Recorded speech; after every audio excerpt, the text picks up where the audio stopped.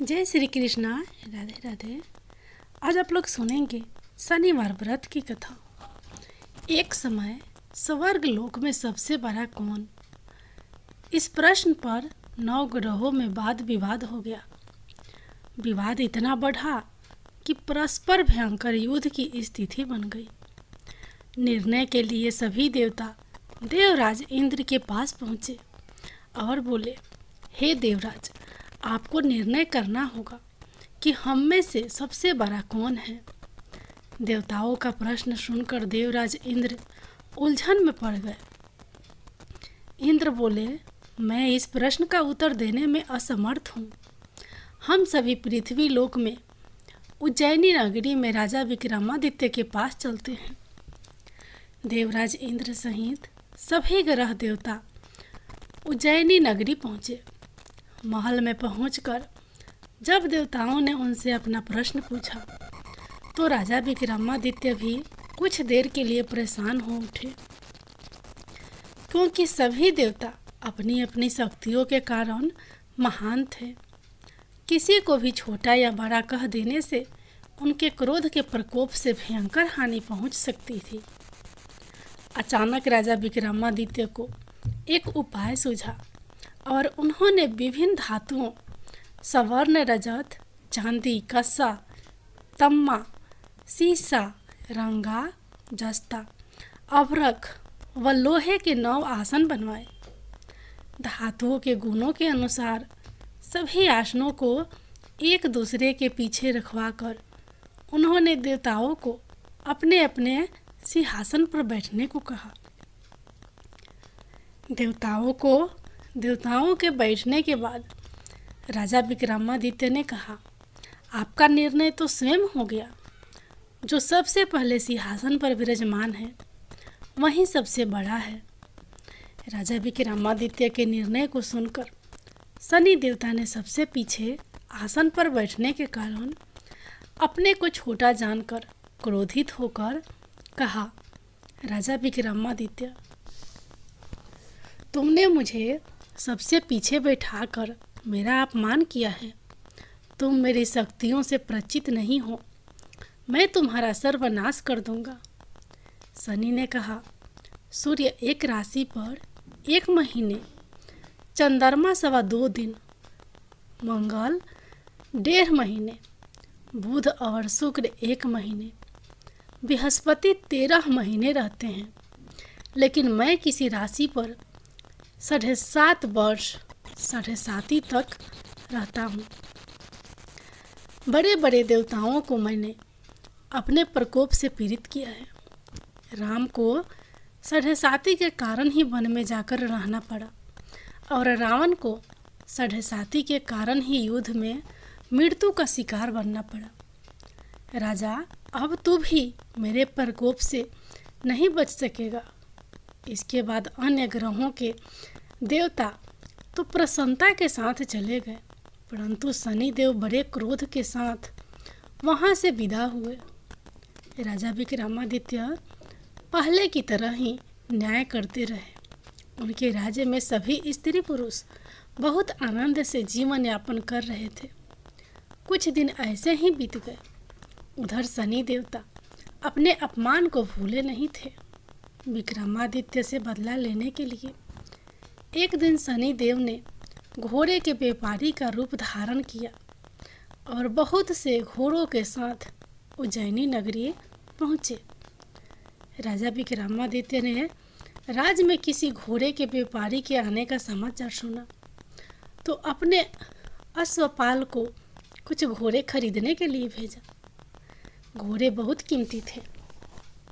अश्वपाल ने जब वापस लौटकर इस संबंध में बताया तो राजा विक्रमादित्य ने स्वयं आकर एक सुंदर व शक्तिशाली घोड़े को पसंद किया। घोड़े की चाल देखने के लिए राजा उस घोड़े पर सवार हुए तो वह घोड़ा बिजली की गति से दौड़ पड़ा।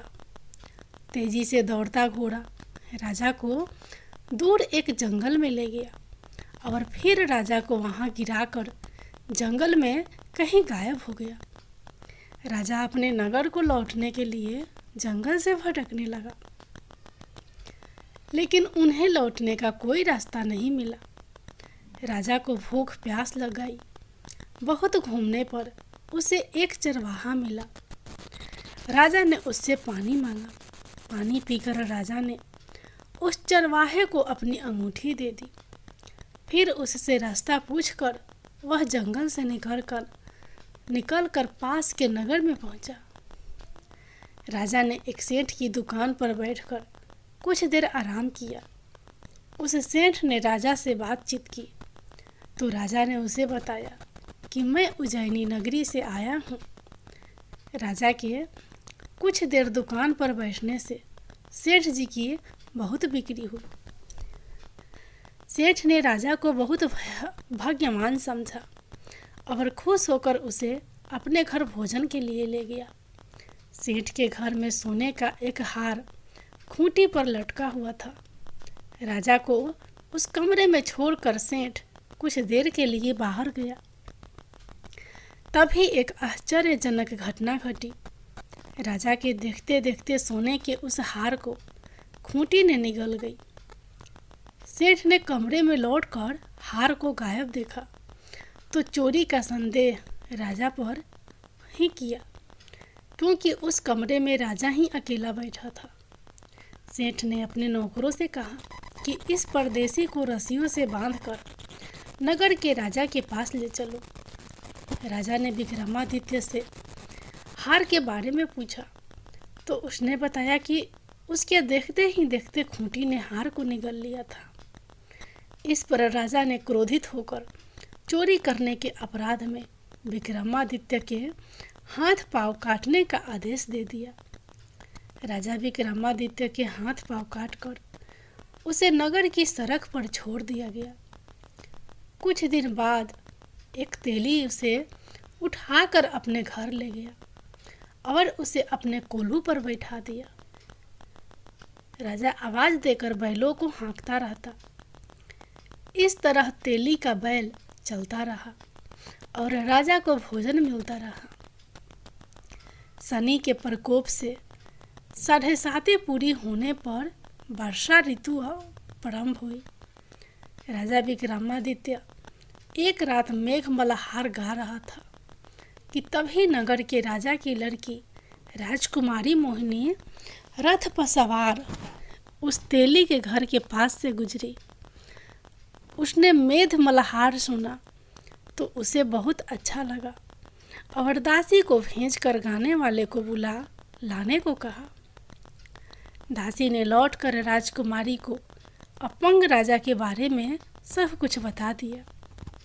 राजकुमारी उसके मेघ मल्हार से बहुत मोहित हुई। अतः उसने सब कुछ जानकर भी अपंग राजा से विवाह करने का निश्चय कर लिया। राजकुमारी ने अपने माता पिता से जब यह बात कही तो वे हैरान रह गए। रानी ने मोहिनी को समझाया, बेटी, तेरे भाग्य में तो किसी राजा की रानी होना लिखा है, फिर तू उस अपंग से विवाह करके अपने पांव पर कुल्हाड़ी क्यों मार रही है। राजकुमारी ने अपनी जिद नहीं छोड़ी। अपनी जिद पूरी कराने के लिए उसने भोजन करना छोड़ दिया और प्राण त्याग देने का निश्चय कर लिया। आखिर राजा रानी को विवश होकर अपंग विक्रमादित्य से राजकुमारी का विवाह करना पड़ा। विवाह के बाद राजा विक्रमादित्य और राजकुमारी तेली के घर में रहने लगे। उसी रात सपने में शनिदेव ने राजा से कहा, राजा, तुमने मेरा प्रकोप देख लिया। मैंने तुम्हारे अपने अपमान का दंड दिया है। राजा ने शनिदेव से क्षमा करने को कहा और प्रार्थना की, हे शनिदेव, आपने जितना दुख मुझे दिया अन्य किसी को ना देना। शनिदेव ने कुछ सोचकर कहा, राजा, मैं तुम्हारी प्रार्थना स्वीकार करता हूँ। जो कोई स्त्री पुरुष मेरी पूजा करेगा, शनिवार को व्रत करके मेरी व्रत कथा सुनेगा, उस पर मेरी अनुकंपा बनी रहेगी। प्रातःकाल राजा विक्रमादित्य की नींद खुली तो अपने हाथ पांव देखकर राजा को बहुत खुशी हुई। उसने मन ही मन शनिदेव को प्रणाम किया। राजकुमारी भी राजा के हाथ पांव सही सलामत देखकर आश्चर्य में डूब गई। तब राजा विक्रमादित्य ने अपना परिचय देते हुए शनिदेव के प्रकोप की सारी कहानी सुनाई। सेठ को जब इस बात का पता चला तो दौड़ता हुआ तेली के घर पहुंचा और राजा के चरणों में गिरकर क्षमा मांगने लगा। राजा ने उसे क्षमा कर दिया, क्योंकि यह सब तो शनिदेव के प्रकोप के कारण हुआ था। सेठ राजा को अपने घर ले गया और उसे भोजन कराया। भोजन करते समय वहाँ एक आश्चर्यजनक घटना घटी। सबके देखते देखते उस खूंटी ने हार उगल दिया। सेठ जी ने अपनी बेटी का विवाह भी राजा के साथ कर दिया और बहुत से स्वर्ण आभूषण, धन आदि देकर राजा को विदा किया। राजा विक्रमादित्य राजकुमारी मोहिनी और सेठ की बेटी के साथ उज्जैनी पहुँचे तो नगर वासियों ने हर्ष से उनका स्वागत किया। अगले दिन राजा विक्रमादित्य ने पूरे राज्य में घोषणा कराई कि शनिदेव सब देवता में सर्वश्रेष्ठ है, सब देवों में सर्वश्रेष्ठ है। प्रत्येक स्त्री पुरुष शनिवार को उनका व्रत करे और व्रत कथा अवश्य सुने। राजा विक्रमादित्य की घोषणा से शनिदेव बहुत प्रसन्न हुए। शनिवार का व्रत करने और व्रत कथा सुनने के कारण सभी लोगों की मनोकामनाएं शनिदेव की कृपा से पूरी होने लगी। सभी लोग आनंदपूर्वक रहने लगे। शनिदेव भगवान की जय। अब आप लोग सुनिए 9 ग्रहों की कथा। एक समय की बात है, किसी गांव में एक भाई बहन रहते थे। बहन की शादी हो चुकी थी। एक दिन भाई अपनी बहन से मिलने के लिए उसके ससुराल जा रहा था। रास्ते में भाई को एक सांप मिला और बोला, मैं तुझे डसूंगा। भाई बोला, हे नाग देवता, मैंने ऐसा कौन सा अपराध किया है जो आप मुझे डसोगे? मैं अपनी माँ बाप का एक ही पुत्र हूँ, बहन का एक ही भाई हूँ। मेरी पत्नी और मेरे बच्चे घर पर मेरा इंतजार कर रहे हैं। आप मुझे क्यों डसना चाहते हो? तब सर्प बोला, तुम्हारे 9 ग्रह की दशा लगी है, इसलिए मैं तुम्हें डस लूँगा। जब सांप किसी भी तरह राजी नहीं हुआ तो वह बोला, ठीक है, मैं अपनी बहन के घर उससे मिलने जा रहा हूँ। जब मैं वापस आऊँगा तब तुम मुझे डस लेना। सांप बोला, क्या पता तुम वापस आते समय इस रास्ते से आओ या न आओ, मैं तो तुम्हें अभी डसूंगा। तब वह बोला, ठीक है, तुम ऐसा करो, मेरे इस थैले में बैठ जाओ। जब मैं अपनी बहन से मिलकर वापस आऊँगा तब तुम मुझे डस लेना। सांप ने उसकी बात मान ली और थैले में बैठ गया।